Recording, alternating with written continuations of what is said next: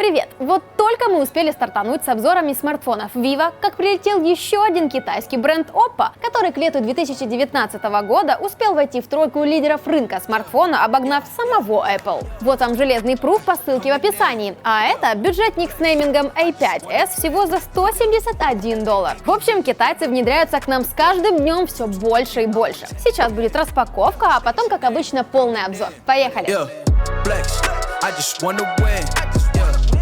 Так. Цвет вырви глаз. По бокам матовый пластик. Удобно лежит в руке. Каплевидный вырез. Достаточно большой подбородок. Овальный сканер отпечатка. Кроме того, в комплекте идет чехол и зарядное устройство. После распаковки сразу стало понятно, что материалы корпуса у Oppo A5s отнюдь не премиальные. Он пластиковый и намека на стекло здесь нет, от слова совсем. Такой себе бюджетник, который не пытается закосить под что-то большее. Золотую окантовку вокруг основной камеры мы с вами уже где-то видели. Есть у меня такое чувство, но не буду тыкать пальцем. Расположение кнопок не совсем стандартное. Блокировка, как обычно, находится справа, а качелька громкости уже слева и ближе к центру. Обычно она выше размещается. Думала, будет некомфортно. Но, несмотря на первоначальный скепсис, такое решение оказалось хорошей идеей, потому что большой палец как раз удобно ложится на кнопку блокировки, а указательный на регулировку звука. Слот для симок разместили на боковой грани. Ну а в целом ощущения нормальные. Экран большой, 6,2 дюйма с разрешением 1520 на 720 HD+. И понятно уже, что матрица IPS. Соотношение сторон 19 к 9, а плотность пикселей 270 ppi. Сверху дисплей прикрыт не больше, не меньше, а гориллой третьего поколения. А запас яркости у него прямо-таки хороший. Днем на солнце все читабельно. При включении гаджета меня встретила большая надпись на весь экран ColorOS 5. И желание взглянуть на оболочку смартов Oppo усилилось в 100 раз. ColorOS 5.2, как в нашем случае, работает на базе Android 8.1. Не девяточка, к сожалению. Оболочка мне напоминает немного Emotion UI. Значки такие же красочные, мультяшные и достаточно большие по умолчанию. В настройках последнее можно изменить. Все приложения располагаются на нескольких рабочих столах. Иконки в меню настроек вообще как игрушечные. Шторка быстрого доступа привычная. Открывается свайпом вниз. Таких сюрпризов, как у Vivo, здесь нет. Очень бросается в глаза зеленый цвет иконок. Как-то непривычно, но это скорее фишка оболочки. Очень удобно сделали боковую смарт-панель. Она служит быстрым доступом к самым используемым приложениям и инструментам в любом окне смартфона. Доступна эта смарт-панель и в альбомной ориентации. Например, можно отвечать на сообщения во время просмотра видео или во время гейминга. Смотрите YouTube и быстренько, не выключая его, отвечаете на смс в телеге. Классно же, ну! ColorOS 5.2 запаслась внушительным числом поддерживаемых жестов. Это ответ на звонок при поднесении смарта к уху, а также переключение таким образом громкой связи, отключение звука при перевороте, включение экрана при поднятии. А еще скрин свайпом 3 пальцами вниз и разделение экрана свайпом 3 пальцами вверх. С помощью этой оболочки у вас есть возможность шифровать приложения и включать детский режим, в котором корректируется длительность сеанса и доступ к приложениям. Временно отключается сотовая сеть, устанавливается запрет на отправку СМС и изменение настроек. Учитывая то, что смартфон был бы хорошим вариантом покупки для ребенка, как мне кажется, такой режим явно не будет лишним. Что было бы интересным лично для меня? Специальная функция оптимизации игр. Я понимала, что процессор тут слабенький и больше ориентирован на энергоэффективность, но потестить геймплей все равно хотелось же, только так, чтобы остаться с приятными впечатлениями. Режим способствует повышению производительности, оптимизации плавности воспроизведения и защите соединения для стабильной работы за счет ограничения доступа к сети для остальных приложений. Проверю все это добро чуть позже. Поговорим еще про сканеры. Дактилоскопический на задней панели достаточно медленный и не всегда точный. Возможно, так сложилось потому, что его реально тяжело нащупать. Он никак не выделяется тактильно на корпусе. А вот сканер лица радует больше. Время отклика у него всего 0,08 секунд.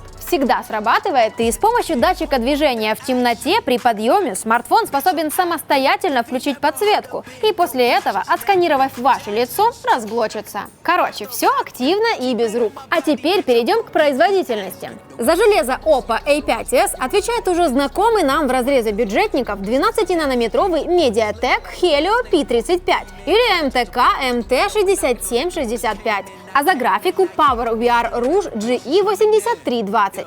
И важный моментик – наличие поддержки сетей Wi-Fi 5 ГГц, что редко встречается в этом сегменте. Базовая конфигурация A5s 3,32 ГБ. Внутреннее хранилище, кстати, может увеличиваться еще на 256 ГБ за счет карты памяти, и жертвовать одной симкой не придется. В синтетических тестах вся эта связка набирает достаточно ожидаемый результат. В Antutu 85 тысяч очков, 3D Mark 456, Geekbench одноядерный 919 очков и многоядерный почти 4000. Oppo A5s – это смартфон не для тяжелых игр. Асфальт 9, Shadow Fight 3, всякие фермы, симуляторы – вот его сфера, в которой он чувствует себя хорошо. Здесь же и показывает себя вышеупомянутый игровой режим. Ну а вообще смартфон больше для браузинга, соцсетей и ютубчика предназначен. Такое еще замечание от меня. Для игр и просмотра видео неудобное в A5s расположение динамика. Постоянно закрываешь его ладонью и ничего не слышно. Система какими-то лагами меня не огорчала. Вылеты из приложений даже в условиях большой нагрузки не встречались. Кстати, сделать так, чтобы смартфон перегрелся, это что-то на грани фантастики. Если говорить о включении и переключении между приложениями, A5s не так, что прям летает, как это принято говорить, иногда и в разрезе бюджетников, но юзать можно. Посмотрим теперь на камеры.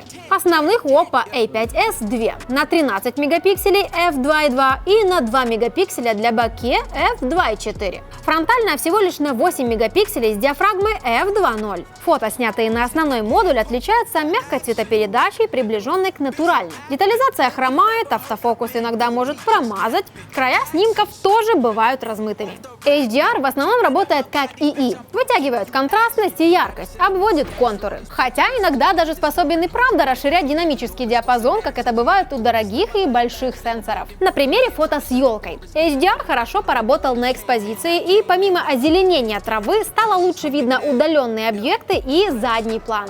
Селфи вот просто нормальные. Мне понравилась съемка видео на фронтальную камеру. Обычно в бюджетниках с этим совсем плохо, а тут картинка хорошая, видны детали, да еще, видимо, и автофокус есть. И вот добралась до самого главного плюса этого смартфона – автономности. Емкость аккумулятора на 4230 мАч, энергоэффективный проц и низкое разрешение экрана способствуют хорошей живучести. Синтетический тест жизни батареи PCMark выдал 6 часов и 51 минуту за 80% заряда. Это практически 7. До сотни A5s сел где-то бы за 8,5-9 часов. В условиях реальной жизни 9 часов экрана – это примерно 1,5 дня. Подведем итог. Несмотря на отсутствие чипа NFC и посредственную производительность, Oppo A5s совмещает в себе и массу плюсов за такой адекватный прайс. Хорошую автономность, большой дисплей, неплохое качество съемки фронталки и многофункциональную оболочку. Если видео было полезным, ставьте лайк, подписывайтесь на канал и жмите колокольчик. Смотрите также первые впечатления и опыт использования смартфона Vivo Y17 и обзор крайне удачного Honor 20. Пока!